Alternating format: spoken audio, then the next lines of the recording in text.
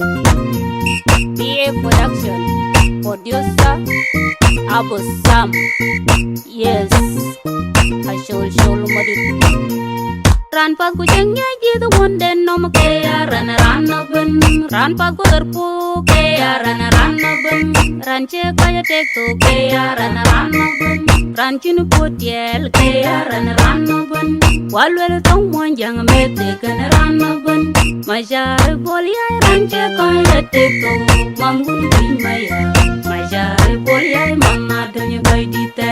majar bolia ran che kaya tek to mamun maya masyari bolia ine rana kol manasa masyari bolia ine rana kol manasa masyari bolia ine rana kol wallang kayril kadia wakai nyam junu wallang kayril kadia wakai barga zara wallang kayril kadia wakai dilwarap wallang wallage wallage mampai wan war ko lang wallage wallage mampai wan war ko woglang ni Joseph anyagal walid yo walang ni Joseph anyagal walid unjole gagrial bay bana kolapit wakyar kuro bay bana kolapit wokweni dakot kalwel manasa machari poliai oga jemel kwenga de long mitiel tiel ga chuwi cheki e baila twen kulwer wallage oga jemel kwenga de long mitiel tiel ga chuwi cheki e baila twen kulwer Joseph anyagal walid oga jemel kwenga de long mitiel tiel ga chuwi cheki e baila twen jundu bini cha wet pingu bag dedi long lwela manasa machari poliai barka zala cha wet pingu bag dedi long lwela Joseph anyagal walid midwara ba cha wet pingu bag dedi long lwela wallage ega shemel kwen wade long mitiel tiel ga chu wije cheki e baila twen awai ko bo nyar hoye mi nuben uben gurun nyar hoye mi barkezal uben gurun mad hoye mi waraben kendo ba jere pam kendo ba jela twen inyar majo ka inyar ya de ka inyar mor gowa jungo go cholo madu mor gowa jungo go cholo madu inyar majo ka inyar ya de ka inyar mor gowa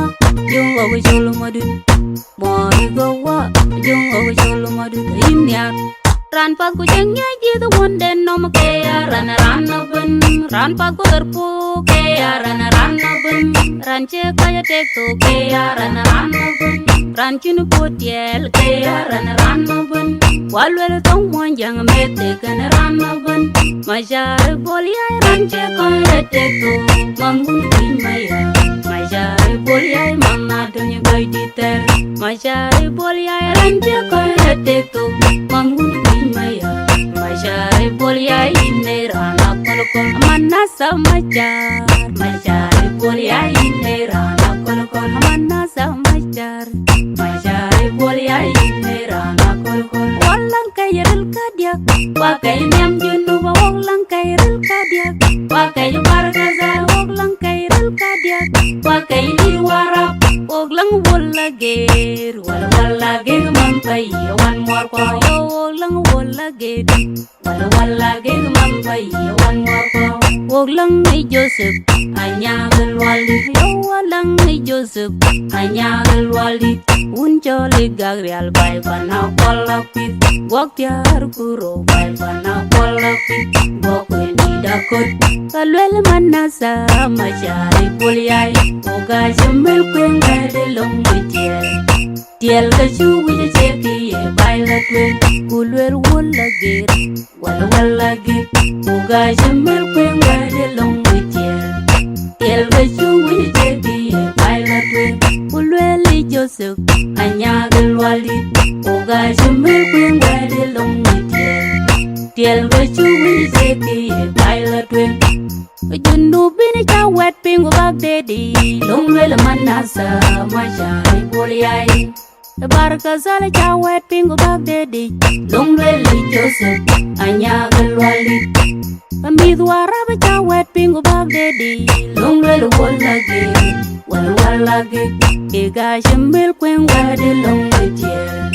tiel ga chugu je chegi ye baila twen awik ko bu nyar hoye mi nuben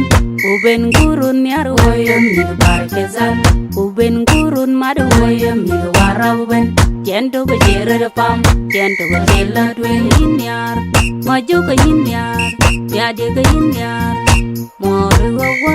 jungo go jolo madu mori gowa jungo go jolo madu nyar